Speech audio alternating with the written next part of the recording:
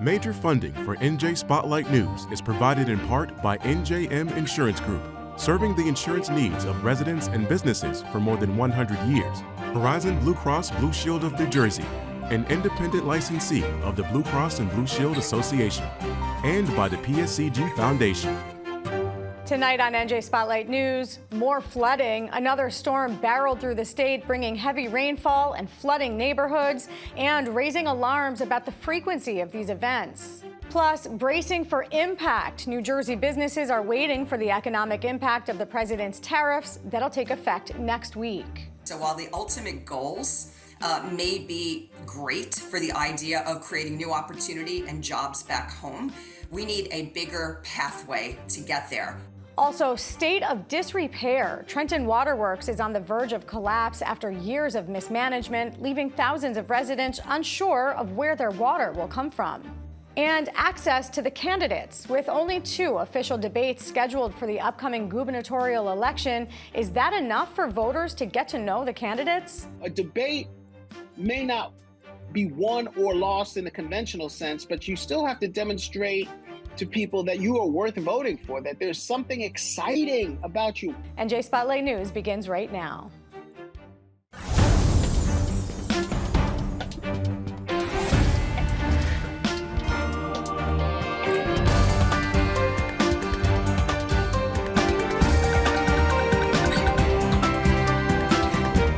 From NJ PBS Studios, this is NJ Spotlight News with Brianna Venozzi. Hello, and thanks for joining us tonight. I'm Joanna Gagis. Brianna Venozzi is off. We begin with a few of today's top stories. First, New Jersey's drying out after being drenched yesterday by a storm that dropped heavy rain across the state, totaling 1 to 3 inches in most places, but significantly more in a few others. Browns Mill in Burlington County had the highest reported rain total with 6 inches. Manchester Township in Ocean County got almost 5 inches, and Montague in Sussex County reported just over 4. The kind of severe flash flooding that rocked central Jersey earlier this month was largely avoided, although there were scattered reports of flooded roads. South Amboy was particularly hard hit this time, with viral video on social media showing an NJ Transit train moving through floodwaters in the area. The town had dried out by this morning, but the storm left some delay-weary commuters on edge. I'm always concerned because I commute a lot. So, like last week, it was a lot of trouble on the track. So, delays, like hour delay. So, but today it was fine. But it's always a concern. Yes, it's always a concern, especially when it's storms and stuff like that. So, but it's safe today.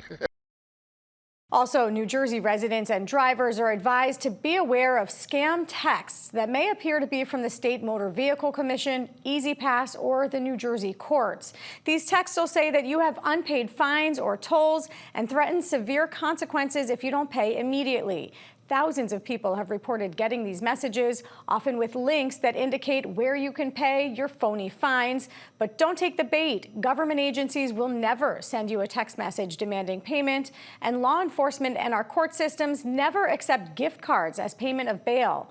Plus, another one they caution you to look out for: employers offering high-paying jobs over text message. These are all fraudulent attempts to steal your money and access your accounts. If you do have a traffic ticket or fine, you can go directly to the state's official website by opening a new browser page on your device. And did you know that New Jersey lifeguards are entitled to a pension? A state law passed in 1928 called the Lifeguard Pension Fund Law entitles these seasonal workers to a pension at age 45 after 20 years of service. The fund is managed by the individual municipality that the lifeguard is employed in. But the state's comptroller, Kevin Walsh, recently analyzed how the program is run and found major inconsistencies between the shore towns. Not all of them are required to offer a pension, and of those required, not all are in compliance with the law. Of those that are offering lifeguard pensions, many are facing multi-million-dollar shortages in their fund. Walsh says the findings indicate that the law is outdated and inequitable and imposes excessive financial burdens on just a few towns while offering generous benefits to workers in seasonal jobs. He's calling on the legislature to revise the law. Global trade deals are top of mind as President Trump announced new tariffs that'll take effect today and next week. The most stark increase, a hike from 25% to 35% going into effect on all goods coming into the U.S. from Canada that aren't already included in the Canada-U.S.-Mexico trade agreement. And another 40 countries will see a new 15% tariff on goods coming into the U.S. That includes our trade partners in the European Union after a deal was reached earlier this week where the EU agreed to purchase $750 billion worth of U.S. energy and invest an additional $600 billion by 2028. And a 10% tariff will go into effect on other countries that have already reached trade deals, but that still have a trade surplus from the U.S. Now, the news sent markets tumbling yesterday, and the U.S. dollar dropped against other global currencies. Market uncertainty continued today as the latest U.S. jobs report was released, showing a major slowdown. Only 73,000 jobs were added for the month of July. That's much lower than economists expected. Shortly after the report came out, President Trump fired the Bureau of Labor Statistics commissioner, saying without proof that the numbers were manipulated for political purposes. Here in New Jersey, businesses are bracing for impact as most of these tariffs are set to take effect on August 7th. In our Spotlight on Business report, we have Michelle Sakurka, President and CEO of the New Jersey Business and Industry Association, here to look at the impact on our state's economy. Michelle, it's great to have you with us tonight. Can you just help us make sense of the announcement that came from the president just yesterday about the tariffs that we can expect and what the impact will be here in New Jersey? Well, the impact is going to be that the cost has to be assumed and absorbed somewhere.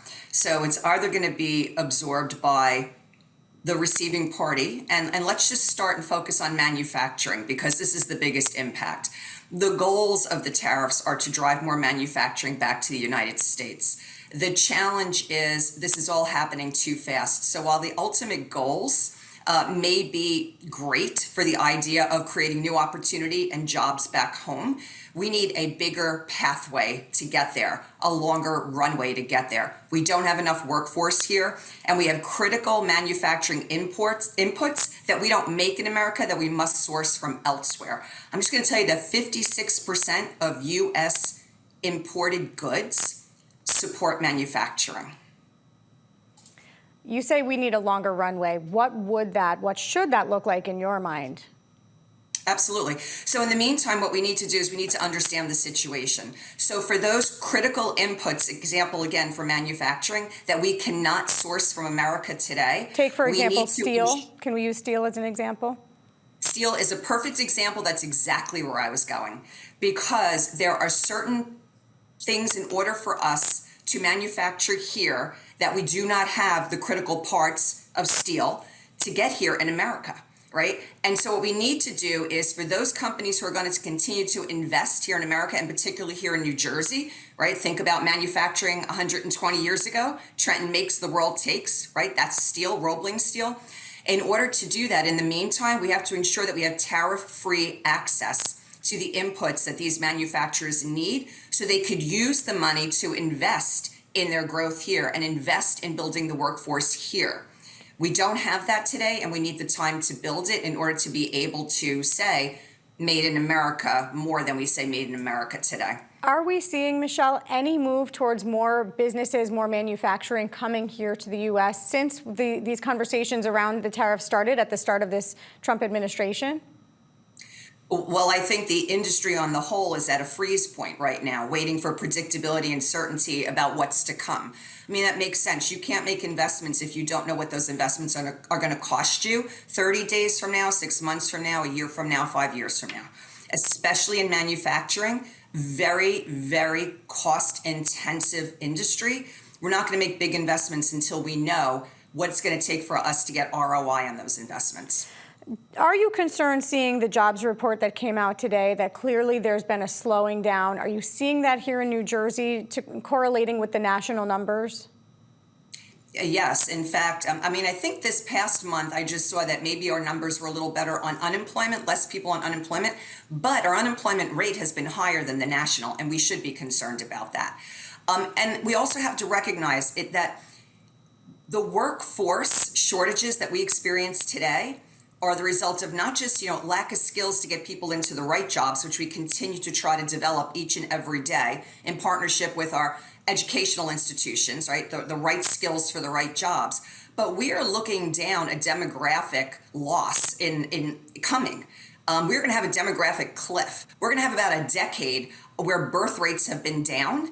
And we need to ensure that we can fill the jobs that we have. And I'm going to go back again to manufacturing, because today, even if we could possibly bring more back here today, we don't have the workforce to support what we need to deliver the products we want to make here in America today. All right, Michelle Sakirka, we have to leave it there. President and CEO of the New Jersey Business and Industry Association, as always, thanks for your perspective.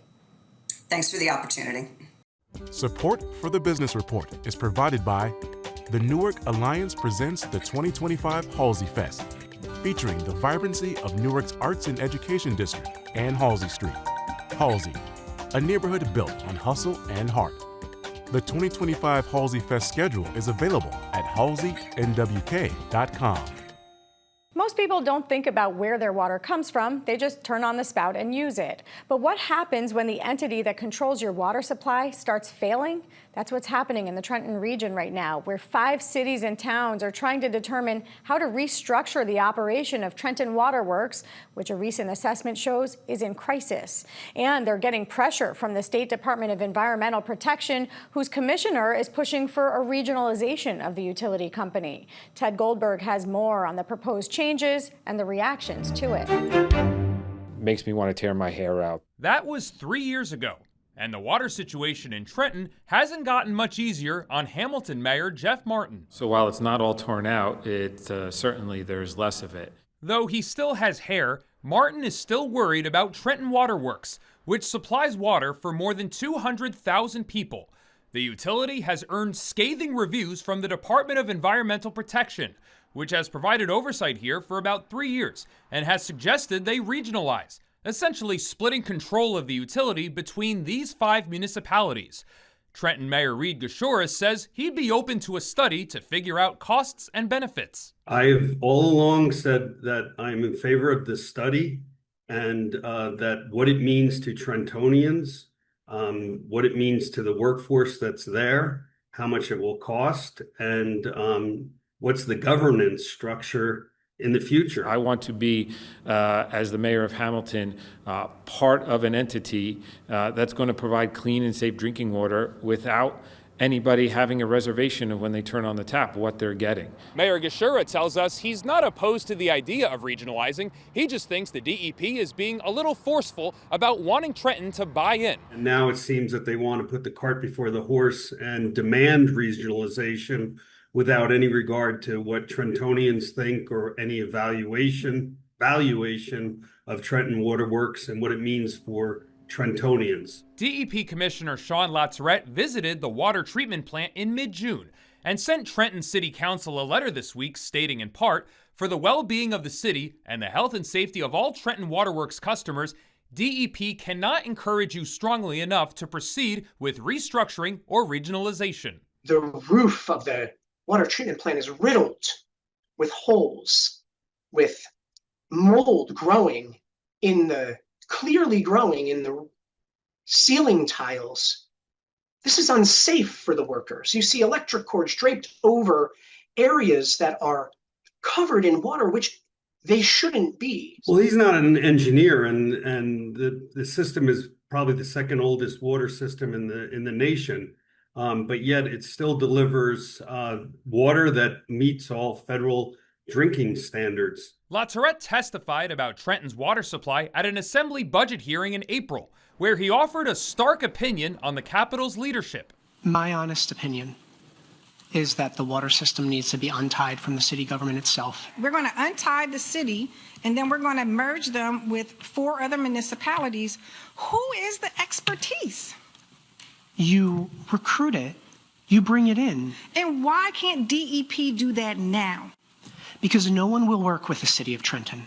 An anti-regionalization campaign has also begun in Trenton, tied to former councilwoman and mayoral candidate Robin Vaughn, who was often at odds with city administration, with billboards like this earning the anger of people like Lazarette. People died from Legionnaire's disease in this area. And that grassroots movement is motivated by former city council members with political axes to grind, and it is deeply, deeply shameful. Some places in New Jersey have sold off their water utilities to private companies, but these communities aren't interested in that. What we're looking for is to buy shares in Trenton Waterworks so that we have an ownership stake in it. Why would you want to buy shares in something that you know is troubled, that you know has a lot of debt? The status quo cannot continue. So now what are our other options? Trenton sent a reply to the DEP saying, quote, "The letter reads less as constructive oversight and more as an attempt to pressure the city into a predetermined outcome without the due diligence or public engagement that such a consequential decision requires. All this leaves Hamilton Mayor Jeff Martin still wanting to tear his hair out, along with Trenton and the DEP at an impasse for how to handle the water supply going forward." In Trenton, I'm Ted Goldberg, NJ Spotlight News. Survivors of sexual assault who are waiting for due process have faced a common problem in the state, not knowing whether their case is moving forward after providing what's called a rape kit. While earlier this week, New Jersey's Attorney General announced a statewide system is rolling out that allows each individual to remotely track their own case and to get updates privately in a way that's more sensitive to their emotional process. It'll also create accountability for the more than 6,000 kits that have been collected but not yet tested. Here to explain how the system will work is First Assistant Attorney General Lindsay Rotolo. Lindsay, so great to have you with us. I want to talk to you about these sexual assault forensic exams, these SAFE kits. First, what are they? Sure. So a SAFE kit is taken by a forensic nurse examiner after an assault takes place. A victim, of course, has to consent to this.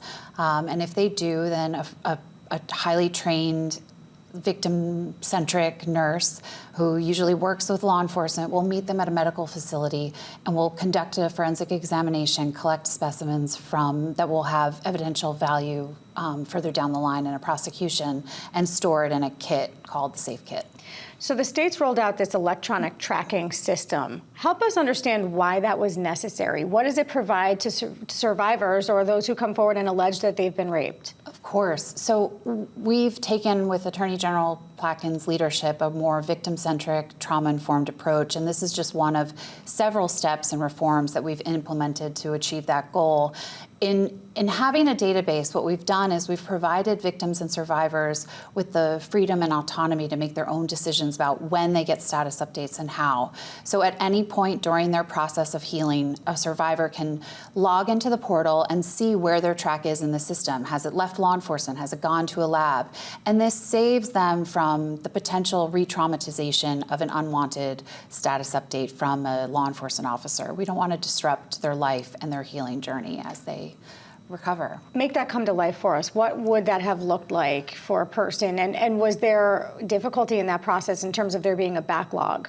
What did that look like? So what we heard from survivors is that it's such a fragile journey, right? Like there are days where they're able to move on with their life, and often that would be the day that they would, be picking up their kids from school and have a voicemail missed from a detective who's just giving them an update that we thought was intentional and helpful in their healing journey, but was actually really disruptive. So this allows them to decide when they want to log on.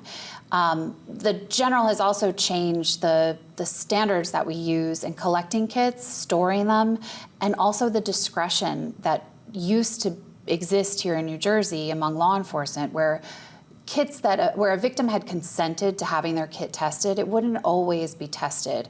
And this left, several thousand kits untested in the state of New Jersey. Attorney General Plotkin, through directive, has mandated that all kits that a victim has consented to testing will now go through a forensic lab test. That discretion has been eliminated. So does this then create the need for more law enforcement folks involved in the testing process to ensure that these cases actually move forward? Actually, the area where we need to really bolster our staffing is in forensic science. We're working closely with the state lab and the counties that have labs to really support them so that they can handle the influx in kits.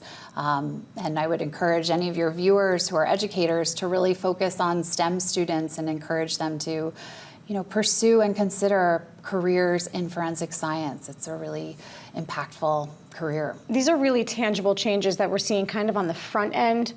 Does it create more accountability on the back end where more cases are actually brought forward, more cases are tried? Of course. The mission was to create more victim-centric, trauma-informed policy and reform, and General Plotkin has done that since he took office. But one of the, other effects that this has had is we want to encourage survivors to come forward, and they're going to be more likely to do that if there is, a more approachable system for them, a system that's easier for them to navigate. But by having more of them come forward and by testing every kit that we collect, we're able to identify serial offenders, and then that does lead to more accountability. And of course, from a public safety perspective, we want to prevent future harm by finding perpetrators and holding them accountable. And just very quickly, the law that was passed in 2023 also changed the time in which a person could come forward and say that they had been raped. Can you explain that quickly? And the legislature also changed the statute of limitations to allow for victims and survivors more time to come forward. Yeah. Lindsay Rotolo, First Assistant Attorney General here in the state of New Jersey. Thank you. Thank you. In each election cycle, there's a governing body called ELEC, the Election Law Enforcement Commission, that determines how many debates will happen between the major candidates. With New Jersey just 3 months away from electing our next governor, the debate number has been set by ELEC at 2. So is that enough for voters to make their choice? And how do the candidates feel about it? Senior political correspondent David Cruz takes a look. When candidates qualify and opt to participate in the public financing program, they are required to participate in these debates. Election Law Enforcement Commission Executive Director Amanda Haynes says the 2 governors and 1 lieutenant governor debate awarded this week are exactly what the state's public financing law requires. But Republican Jack Ciattarelli thinks 2 gubernatorial debates is not enough. His campaign has asked ELEC to schedule 4. Generally speaking, people say, they want more debates because they're behind.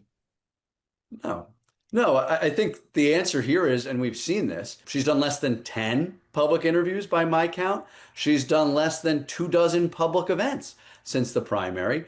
Our campaign is saying, let's have a public debate and a public conversation. And frankly, members of the press, I would hope, would be asking her and her team these questions and asking why she's hiding from you. That's a lot coming from a campaign well practiced in avoiding joint appearances during the recent primary.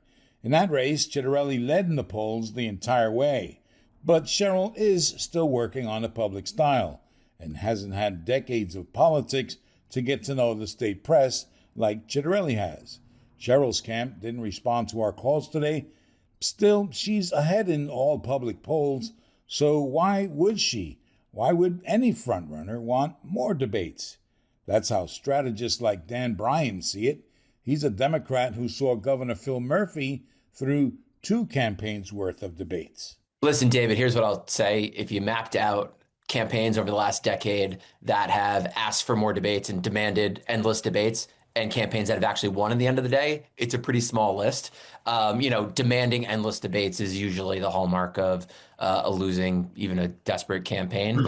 I think that's what we're seeing with the Ciattarelli campaign right now. I have never heard a voter say, I really wish they had more debates. Usually 2 is enough. The days of having all of these debates is usually before television.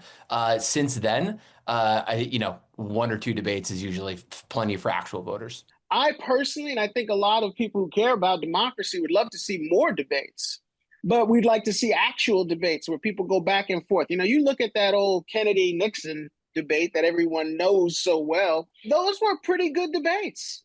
They were civil. They were policy oriented. There wasn't a lot of sniping. It was pretty high level stuff. But I think we'd like more of that. You know what we hear repeatedly from you? It's always the previous administration's fault or Donald Trump's fault. Okay? So it's the truth. Let me say that to all of you, gents. Character is an issue. You've never won an election. So is integrity, Jack, and you've been rejected by the people that know you best. Oh, for the days of the 3-hour Lincoln-Douglas debates, where each candidate spoke for 30 minutes, with a 90-minute response followed by a 30-minute rebuttal from the first candidate. You can't imagine sitting through that. because in 1859, they didn't put out seats. Not in this short attention span era, says Professor Ambar, but a debate may not be won or lost in the conventional sense, but you still have to demonstrate to people that you are worth voting for, that there's something exciting about you. Why am I going to come home early or get in line early in the morning? that may be expecting a lot from a debate, with candidates trained to deliver sound bites and one-liners over nuance. But is more really more? That is, as they say, open to debate. I'm David Cruz, NJ Spotlight News. That's going to do it for us this week. But remember, you can download our podcast wherever you listen and watch us anytime by subscribing to the NJ Spotlight News YouTube channel. Plus, you can follow us on Instagram and Blue Sky to stay up to date on all the state's big headlines. I'm Joanna Gagis for the entire team at NJ Spotlight News. Thanks for being with us. Have a great weekend, and we'll see you here on Monday. New Jersey Education Association, making public schools great for every child. RWJ Barnabas Health. Let's be healthy together. New Jersey Realtors, the voice of real estate in New Jersey. More information is online at njrealtor.com. And Orston, committed to delivering clean, reliable, American-made energy. Public service is what we do. At the PSEG Foundation, through volunteer hours, partnerships, and our other contributions, we're committed to empowering communities. We work hand in hand with you, our neighbors, to educate young people, support research, environmental sustainability, and equitable opportunities, provide training and other services all over New Jersey and Long Island. Uplifting communities, that's what drives us, the PSEG Foundation.